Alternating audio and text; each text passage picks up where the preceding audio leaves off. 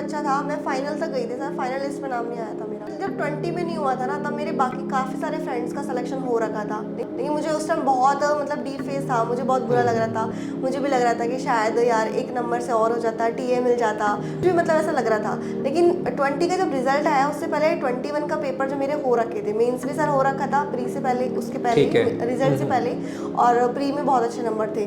Sir देखो preparation जो होती है ना वो एक ही बार होती है। ठीक है। स्टार्ट मैंने 20 के अंदर कर ली थी, लेकिन वो है कि वो आगे जाके काम आएगी उस।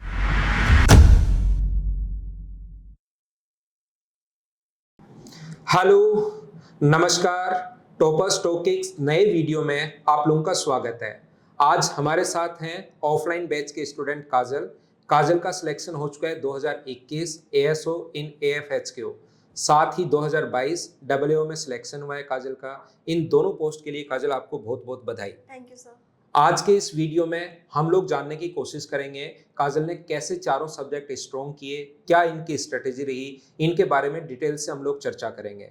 तो सबसे पहले काजल हमें आप ये बताइए, एसएससी में आने से पहले आपकी ग्रेजुएशन के बारे में, आपका थोड़ा सा स्कूलिंग के बारे में आप बातचीत कीजिए। सर मेरा जो स्कूलिंग था और जो मेरा ग्रेजुएशन था दोनों अलवर से ही हुआ था।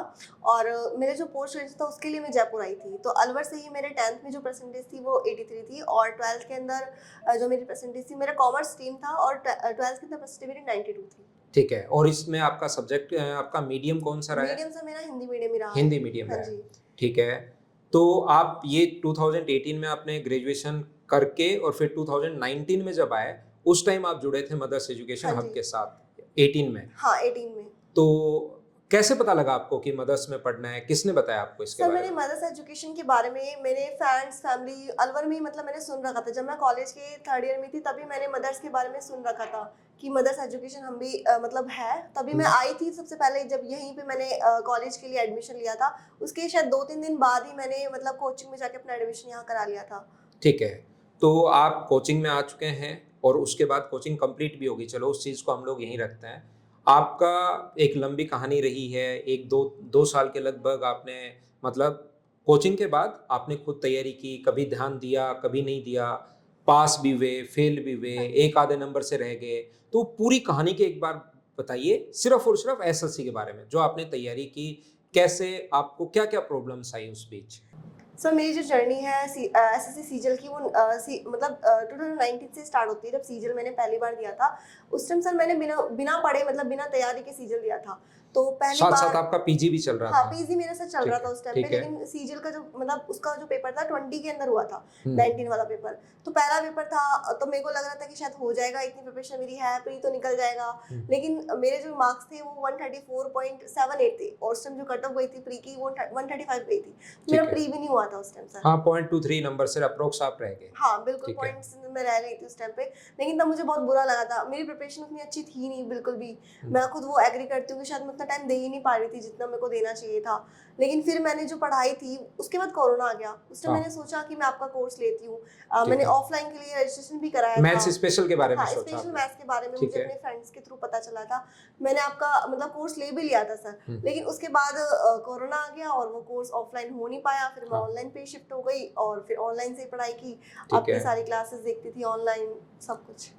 साथ साथ फिर 2019 में आपने प्री में रह गए, 2020 एसएससी आ चुका है, हाँ 2020 की आपने बढ़िया तैयारी की। हाँ वो सर मेरा बिल्कुल सीरियस वाला टाइम था कि 20 के टाइम पे मैंने अब वापस अलवर आके वापस से लाइब्रेरी ज्वाइन इधर करके। साथ, हाँ ठीक है। हाँ वापस से मतलब लाइब्रेरी ज्वाइन की, अच्छे से मतलब प्रैक्टिस करना सुबह शाम इंग्लिश के लिए मैथ्स के लिए। तब मैंने एक अच्छे से जो पढ़ाई थी वो वापस से स्टार्ट की। ठीक है, और इसमें कहाँ तक आपका 2020 में शायद आपका फाइनल नहीं हो पाया हाँ था, सर मैं तो कहाँ 20 तक गए बहुत आप? हाँ 20 बहुत अच्छा था, मैं फाइनल तक गई थी सर, फाइनल लिस्ट में नाम नहीं आया था मेरा। ठीक है, मतलब आपने फाइनल तक, प्री भी हो गया था, हाँ प्री मेंस भी, मेंस टीयर 3 टीयर टियर 3 हो 4 चुका सब हो था। गया, डीवी तक हो गया। लेकिन बस फाइनल फाइनल लिस्ट कट में ऑफ नहीं में है। नहीं आ हाँ पाया, जी। थोड़े से नंबर कम रह गए। हाँ 2 नंबर कम तो है। अब आपका आ गया है 2021 आ गया हाँ है, और साथ साथ कोरोना भी चल रहा है, हाँ। और 2021 का मतलब एग्जाम आ चुका है। उसमें 2020 में आपका, जैसे 19 में तो चलो आपने अटेम्प्ट नहीं दिया था, हाँ 2020 में आप फाइनल मेरिट से थोड़ा अच्छा रह गए, तो उसमें आपको कैसा खुद को लगा, और फिर कैसे आपने किया कि मुझे तो करना है ये, हाँ कि जी। कभी कभार बच्चे को लगता है यार कहीं और देख लेता हूँ, 2 बार में नहीं हुआ है तो मैं कुछ और कर लेता हूँ। तो 2021 में फिर आपने क्या खुद के अंदर चेंज किया और कैसे इस चीज से उभरे? सर जब 20 में नहीं हुआ था ना तब मेरे बाकी काफ़ी सारे फ्रेंड्स का सिलेक्शन हो रखा था, लेकिन मुझे उस टाइम बहुत मतलब डीप फेस था, मुझे बहुत बुरा लग रहा था। मुझे भी लग रहा था कि शायद यार एक नंबर से और हो जाता, टीए मिल जाता, कुछ भी मतलब ऐसा लग रहा था। लेकिन 20 का जब रिजल्ट आया उससे पहले 21 का पेपर जो मेरे हो रखे थे, मेंस भी सर हो रखा था प्री से पहले, उसके पहले ठीक है। रिजल्ट से पहले, और प्री में बहुत अच्छे नंबर थे। तो मेरे को ये हाँ होप भी थी कि कोई नहीं 21 के अंदर अच्छे नंबर आ रखे हैं। सर देखो प्रिपरेशन जो होती है ना वो एक ही बार होती है। स्टार्ट मैंने 20 के अंदर कर ली थी, लेकिन वो है कि वो आगे जाके काम आएगी। उस टाइम शायद नहीं हो पाया, कुछ नंबर से रह गई, लेकिन 20 के अंदर मेरे बहुत अच्छे नंबर बन रहे थे उस टाइम। ठीक है, तो ये बात आप लोग ध्यान रखिए भाई, ये बड़ी इंपॉर्टेंट बात बताइए कि तैयारी सिर्फ एक बार ही होती है। बहुत सारे बच्चे इस टाइम क्या गलती कर रहे हैं कि जैसे आज मैंने मान लो प्रॉफिट एंड लॉस पढ़ाया, वो पढ़ डालते हैं, फिर किसी दूसरे टीचर ने पढ़ाया उसका पढ़ लेते हैं, फिर मैंने वापस कभी पढ़ाया 6 महीने बाद फिर से मुझसे पढ़ लेते हैं। तो इसमें बड़ा टाइम वेस्ट हो जाता है। तैयारी करनी है, एक टॉपिक पकड़िए, एक बार कीजिए आप, उसके बाद खुद सेल्फ ही आपको टेस्ट पेपर देने चाहिए और करना चाहिए, लेकिन वो एक बार ही आपको करनी है और वो भी अच्छे से करनी है। ये चीज़ आप लोग ध्यान रखिए भाई। तो 2021 में आपको पोस्ट मिल चुकी है और फिर 2022 का भी आपने एग्जाम दे दिया। 21 से पहले सर 22 के एग्जाम भी हो गए थे, ठीक सारे है। मेंस भी हो गया था सर उसका। 21 का फाइनल रिजल्ट आने से पहले हो गया था। फाइनल से पहले हो गए ठीक थे, है। इसलिए मैंने 22 वाला टाइम दिया, शायद मैं देती भी नहीं उसके बाद तो। ठीक है, सिलेक्शन हो ही चुका है, अब क्यों हाँ। पोस्ट खराब करनी। हाँ, आगे इसलिए कोई एग्जाम आप शायद एसएससी नहीं दे सर, रहे हैं, आप SSC कोई और करनी एग्जाम है। के बारे में आप हाँ जी सोचेंगे। ठीक है, आप एसएससी में मतलब फाइनल सिलेक्शन हो चुका है। अब अपने स्टूडेंट्स के लिए हम लोग जैसे वीडियो बनाते हैं, मतलब क्यों बनाते हैं वीडियो, इसका मकसद सिर्फ और सिर्फ हमारा एक ही रहता है कि स्टूडेंट किसी सिलेक्टेड बच्चे से जाने कि वो अपने पास कैसे चारों सब्जेक्ट को स्ट्रॉन्ग कर सकता है। जैसे मैथ्स को, रीजनिंग को, जीके को और इंग्लिश को, मेन तो 4 ही हैं। हाँ जी। तो आपको एक एक सब्जेक्ट लीजिए कि मैथ्स को हम लोग कैसे स्ट्रॉन्ग कर सकते हैं, इंग्लिश को कैसे कर सकते हैं, रीजनिंग को कैसे कर सकते हैं और जीके को कैसे कर सकते हैं।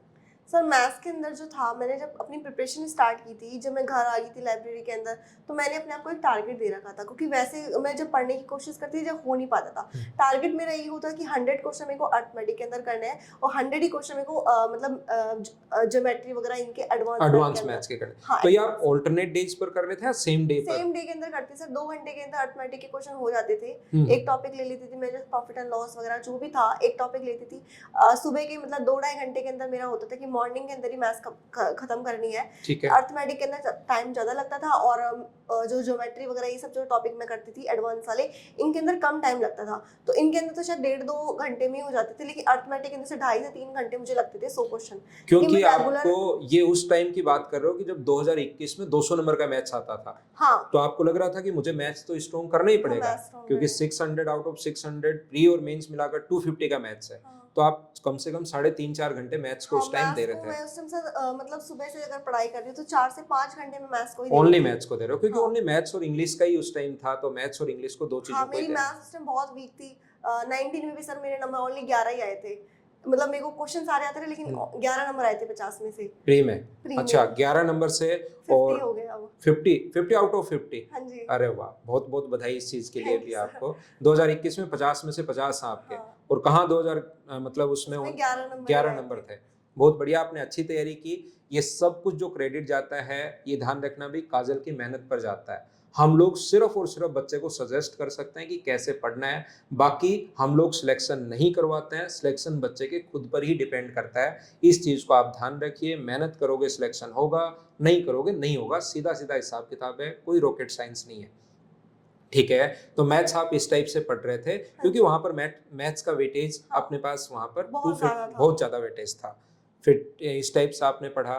और इंग्लिश के लिए? सर इंग्लिश के लिए भी मेरा यही था कि इंग्लिश के लिए भी मतलब ग्रामर की अगर बात करें तो ग्रामर जो था मेरा, नीतू सिंह की जो वॉल्यूम 1 बुक आती है नीतू ठीक मैम है। की, वही करती थी मैं हमेशा ग्रामर के लिए। उसको मतलब डेली का एक टॉपिक करना होता था, वो 1 घंटे में हो जाता था एक टॉपिक। उसके ठीक। अलावा जो प्रैक्टिस थी वो हम पिनाकल की बुक से करती थी इंग्लिश के लिए ठीक हमेशा। वहाँ से 3-4 टॉपिक एक साथ लेती थी और डेली के क्वेश्चन लगाना होता था। मैं 100 से लेके 200 क्वेश्चन डेली ट्राई करती थी कि मेरे हो जाए इंग्लिश में, और वो इतना हो जाता था। स्टार्टिंग में जब मैं अपना मतलब टारगेट देके करती रहती थी वो इंग्लिश के अंदर हो जाता। वोकैबलरी के लिए मैंने सर अलग से भी बुक मतलब अपनी एक नोटबुक बना रखी थी, जहाँ में जितनी भी प्रीवियस ईयर्स की वोकैबलरी होती थी जो मुझे नहीं आ रही है, जब मैं बुक में से जो देख के मुझे नहीं आ रही है वो मैं डेली नोट करती थी और उनको वापस रिवाइज करना डेली का मैंने ऐसे कर रखा था। और उसके अलावा मतलब प्रीवियस ईयर्स की जो वोकैबलरी मुझे कहीं भी मिल जाती थी, मैं हमेशा उनको मतलब रिवाइज करती रहती थी। लेकिन ये था कि प्रीवियस ईयर धीरे धीरे वो खत्म हो जाता है क्योंकि ज़्यादा तो होती नहीं है, तो वही वापस से रिपीट होती रहती थी, वापस से आती रहती थी, तो इंग्लिश धीरे धीरे ठीक होता जा रहा था। ठीक है, तो जैसा हम लोगों को पता लगा कि किसी भी एक फैकल्टी से आप लोग वहाँ पर ग्रामर के लिए एक बुक ले लीजिए। हाँ, और ग्रामर के लिए सर नीतू सिंह की जो वॉल्यूम नीतू फर्स्ट है सिंह वो मैम की बहुत जो अच्छी बुक है। है वो आप ले सकते हैं। साथ ही आपको मतलब जो प्रीवियस ईयर्स जो वोकेब है उसको आपको कंटिन्यू करनी पड़ेगी। कहीं आपको देखना पड़ेगा कि कहीं भूल गए हो, या फिर से वापस उसको देखना पड़ेगा कि आप रिवाइज बार बार कर रहे हो। और साथ ही इसके कॉम्प्रिहेंशन के लिए क्या आप न्यूज़पेपर के लिए क्या क्या बताना चाहोगे आप सर न्यूज़पेपर? कॉम्प्रिहेंशन के मैंने न्यूज़पेपर तो नहीं पढ़ा, लेकिन मैंने प्रीवियस ईयर के जितने भी आरसी आते थे वो मैंने सारे किए हैं। PQRS हो गए, पैरा जंबल्स, या फिर आरसी हो गई, या फिर मतलब क्लोज टेस्ट हो गए, ये सब मैंने प्रीवियस ईयर से किया है। बार बार उन्हीं को रिपीट करना, ऐसा होता था कि क्लोज टेस्ट एक बार कर रखा है लेकिन वापस से सेम मिस्टेक हो रही है, तो यहाँ ऐसा बहुत ज्यादा होता था, तो मैं उन्हीं को ही करती थी प्रीवियस ईयर पे। बार बार रिवीजन हाँ जी, रिवीजन रिवीजन और वापस से रिवीजन। बार बार करना, या फिर अलग से कहीं से टॉपिक पढ़ लिया। मतलब मैंने ज्यादा उसको क्योंकि वो मेंस में आता है टॉपिक, तो ठीक है। मेंस में इतना है, तो मेरी आर्ट्स में ज्यादा दिक्कत मुझे होती नहीं थी क्योंकि एक बार पढ़ के क्वेश्चन आंसर निकल जाते थे। क्लोज ठीक है। टेस्ट के अंदर ज्यादा दिक्कत होती थी, वो बहुत होती थी, लेकिन वही है कि धीरे धीरे प्रैक्टिस होती गई, धीरे धीरे सॉल्व होते गए। 2021 में जैसे पूरा वेटेज मैथ्स और इंग्लिश के लिए हाँ था, जी। और फिर आपने 2022 भी निकाला है और अच्छी हाँ। पोस्ट निकाली है, डब्ल्यू पोस्ट आपने निकाली है। तो आपने दोनों में क्या चेंज देखा? दोनों एग्जाम्स का पैटर्न क्योंकि चेंज हो चुका है। हाँ। अब की बार आपने देखा कि मैथ्स काफ़ी आसान आया है और जीके इसमें जुड़ चुका है। तो आपने अब की बार थोड़ी सी तैयारी में स्ट्रेटेजी बदली या थोड़ा क्या रहा आपका? सर 21 के अंदर जब हमने मैथ्स और इंग्लिश को इतना वेटेज देकर इतना अच्छे से तैयार कर रखा था, तो हमारे लिए तो बुरा ही हुआ था कि एकदम से जीके ऐड हो गई है, क्योंकि जीके के अंदर तो इतने नंबर आ ही नहीं पाते क्योंकि ठीक बात। पैटर्न ही चेंज हो गया है जीके का। हाँ।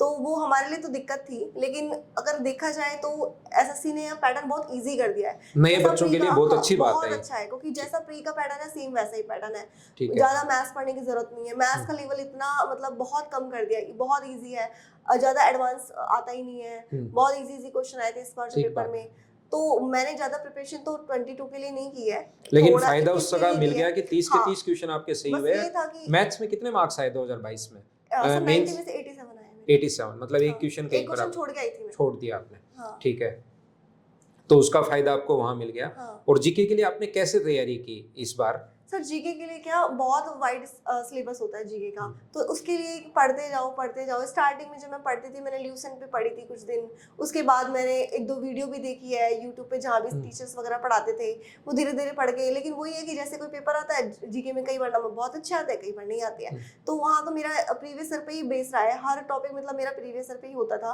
कि प्रीवियस ईयर है, ये क्वेश्चन मुझे आने चाहिए। अगर हिस्ट्री के अंदर मैं कोई टॉपिक पढ़ रही हूँ, प्रीवियस ईयर में कोई क्वेश्चन आया है तो वो मुझे आना चाहिए, तो मैंने प्रीवियस ईयर को ही बेस बनाया है। वही क्वेश्चन को बार बार रिपीट करना, एग्जाम टाइम में 3-4 बार रिपीट करना उन्हीं क्वेश्चनों को।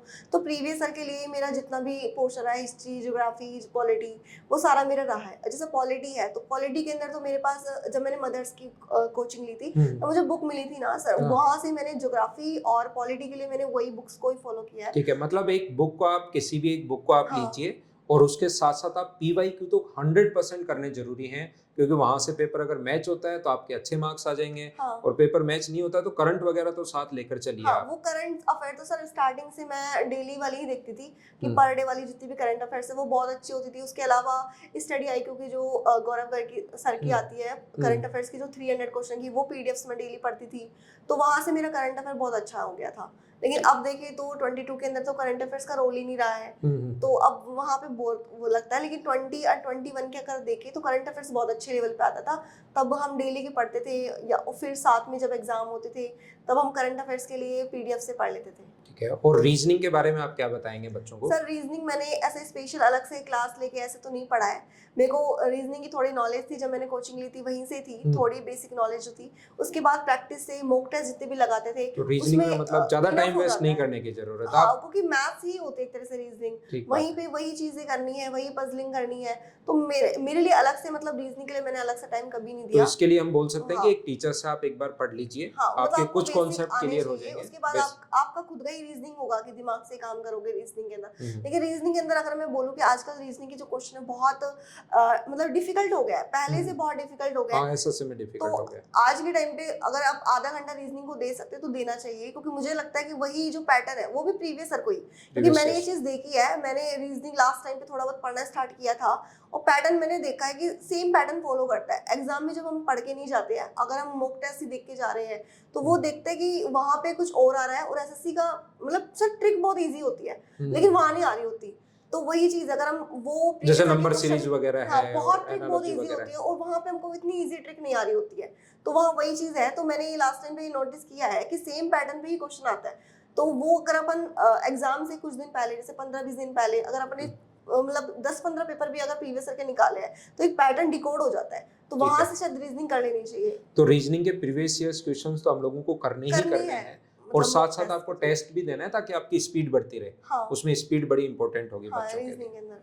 ठीक है, साथ ही अपने जैसे आपने मॉक टेस्ट दिए कि एक नए बच्चे को जैसे आपने कैसे उसको दिया, कैसे आपकी स्पीड बढ़ी और कैसे बढ़ाई मतलब स्पीड को, और साथ ही एक नया बच्चा जो आता है जो अभी तैयारी शुरू ही कर रहा है उसको कितने मॉक टेस्ट देना चाहिए बच्चे को, एक बच्चे को, और फिर बाद में जैसे तैयारी हो चुकी है 8-9-10 महीने हो गए तो फिर कितने मॉक टेस्ट दें?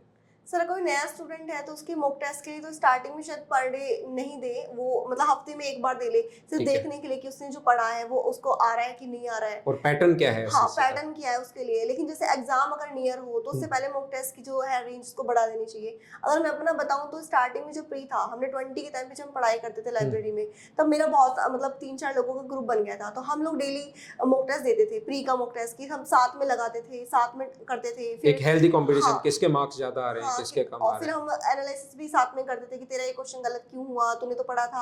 ऐसे हम लोग मतलब साथ में डिस्कस कर रहे होते थे, तो बहुत अच्छा लगता था हमें। प्री के मॉक्स तो डेली के हम 1 से 2 भी दे लेते थे एग्जाम टाइम में, तो बहुत हमने प्री के तो उस टाइम सारे मॉक्स ही खत्म कर देते थे। लेकिन जब मेंस की बात आई तो मेंस के अंदर भी मतलब पढ़ाई क्योंकि हम पहले कर चुके हैं, सिलेबस खत्म हो चुका है, तो वापस से वही बुक्स को नहीं उठाया जाता। तो हमारी जो मेंस की थी स्ट्रेटेजी वो हमेशा ये की रहती थी कि मॉक टेस्ट से देना है, मॉक टेस्ट देना है, क्योंकि पहले उन बुक्स को आप 3-4 बार कर चुके हो। हाँ, वो तो फिर वापस वापस से बस रिपीट में बस यही होता था कि जहाँ आपको दिक्कत है वही करना है। जिस पोर्शन में आपको दिक्कत आ रही है, जहाँ क्वेश्चन गलत हो रहे हैं, एनालाइज करते वक्त आपको जो चीज दिक्कत कर रही है वो चीज वापस से रिपीट कर लो। बाकी तो हम डेली मॉक ही देते थे, क्योंकि मॉक टेस्ट से ही शायद बहुत अच्छी हो पाती है। बहुत ज्यादा इंपॉर्टेंट है। हाँ, मॉक टेस्ट बहुत इंपॉर्टेंट है।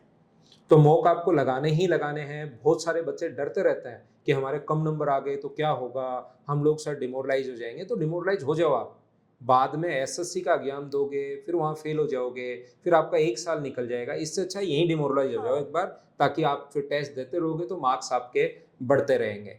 तो इसके बारे में एक चीज़ ये बताइए कि आपने इतना लंबा सफ़र तय किया, सिलेक्शन भी हुआ, जैसे ही 2021 में सबसे पहले सिलेक्शन हुआ तो आप तो उस टाइम आपके पेरेंट्स का क्या रिएक्शन था? मतलब फादर को बताया, मम्मा को बताया, तो उस टाइम क्या रिएक्शन था? मेरे मार्क्स के अकॉर्डिंग मुझे उस टाइम लगता था 21 का जो रिजल्ट आ रहा था कि मुझे उस टाइम शायद डबल ही मिलेगा, क्योंकि मेरी प्रेफरेंस हमेशा नहीं, दिल्ली मेरी प्रेफरेंस थी हमेशा लोकेशन वाइज कि दिल्ली के अंदर मुझे एएसओ चाहिए। अदरवाइज उसके अलावा मेरी डबल प्रेफरेंस थी, क्योंकि मुझे फिर इनकम टैक्स या फिर मैं जीएसटी इंस्पेक्टर ऑप्ट करती तो मुझे पता था कि मुंबई मिलेगा, कोलकाता मिलेगा, यही मिलेगा, तो मैंने डबल ही कर रखा था। तो मुझे 2-3 महीने जब तक रिजल्ट का टाइम होता है तो मुझे ये लग रहा था कि मुझे डबल मिलेगा, लेकिन मुझे नहीं मिला सर। वो मेरे को रिजल्ट वाले दिन सबसे बड़ा जो खुशी थी वो मेरे को यही था कि मुझे एएसओ मिल गया।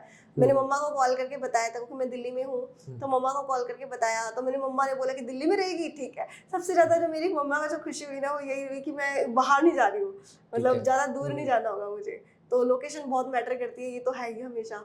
ठीक बात है। तो इसमें इस लंबी जर्नी में आपका इंस्पिरेशन किसने आपको सपोर्ट किया, क्या रहा, किसको थैंक यू बोलना चाहेंगे आप? सर इंस्पिरेशन तो ऑलवेज मम्मी पापा ही होता है, क्योंकि मैं शायद उस टाइम जब जयपुर गई थी तो शायद मैं बीसीए किया है, तो बीसीए के बाद मैं एमसीए करने के लिए गई थी। मैंने एमसीए और एमकॉम दोनों के ही एंट्रेंस एग्जाम दिए थे, लेकिन मैं एमकॉम में इसलिए गई क्योंकि शायद मेरे मम्मी पापा ने मेरे दिमाग में डाल दिया कि चल गवर्नमेंट जॉब की प्रिपरेशन कर ले।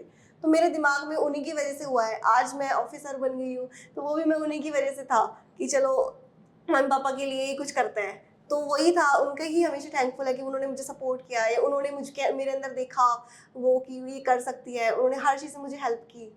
ठीक है, तो ये थी काजल की पूरी कहानी एसएससी की जर्नी की। काजल ने 2019 में कहाँ 11 मार्क्स आए थे मैथ्स में, और उसके बाद 2021 में 50 आउट ऑफ 50 मार्क्स आए प्री में। तो मेहनत तो देखो भाई की है, मेहनत के बिना कुछ नहीं है। काजल, अब लास्ट में हम लोग बात करेंगे कि अब आप एसएससी देने वाले नहीं है, हाँ जी। क्योंकि आपको जो पोस्ट चाहिए थी वो मिल गई। हाँ। आगे किसी बच्चे के लिए आप पोस्ट खराब करने वाले नहीं है, आगे कोई और तैयारी आप करेंगे, जिंदगी में हमेशा आगे बढ़ते रहेंगे। तो आपको फ्यूचर के लिए बहुत बहुत बधाई। आज के लिए इतना ही, थैंक यू।